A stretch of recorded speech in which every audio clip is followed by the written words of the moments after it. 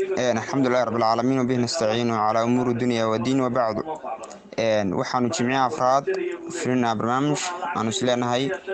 wacyigelina kaasi oo aanu isleenahay insha allah wuxuu wax ka bedeli doonaa wacyiga bulshada.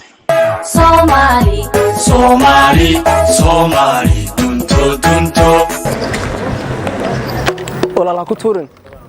walaal wadadii waxa lagu talagalay dustbin in lagu riday shaqadiis ma hayno qoraaf may walaal dustbin baa lagu sabarto dawgii lagu jabay doraadka kaco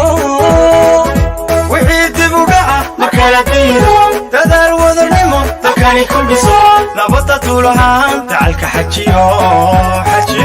aqoon dugsado dunida la tartama aqoon dugsado dunida la tartama isku duubni bay qurux noloshu wadakaysaa dalna wuxuu iftiimaa marka daacadooda bulshada dadweynaha haddaan bilicda laga talin deegaanku badbaadi maayo haddaan karaama jirin kalgacal dhulka loo hayn koobta amaanaanta ay bulsho horumartaa dhulkeedana ay bishaa qayrkeed la baratantaa samaha ku baraarugtaa dhalintu markay bartaan baahida arligooda taal caqlina isku beeriyaan barbarina bilicsan tahay bulshadu way wada qartay hogaankeedana boga dantu wada jirkuun bay ku wada cabeeshaa wadankaaga hagarlay wuxuu qabad inuu sii dalku wuxuu hagaagaa wuxuu darajo gaadhaa marka dawladdiisiyo dadkiisuba shaqeeyaan da'yartuna wax karata quruxdiisa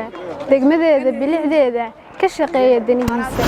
haddaan kaalintaan lahayn kafeynoo baraarugnay bulshada waxaanu ku feegananaysa inaan hagaajo quruxdiisa inaan dhowro marna kama dhowrsanayo nadaafadda bulshada waa badbaadadeena beeriya xashiishka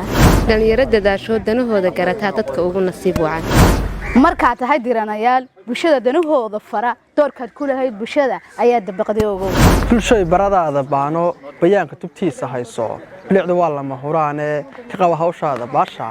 badhaadhuhu waa markaas iimaanka lanoo bayaanshay nadaafaddu waa barhkeedii bilaahi caleeg ha dhaafin xashiish baashaada yaal ahamiga dheer baan arkaa dad yahow hadaf baan arkaa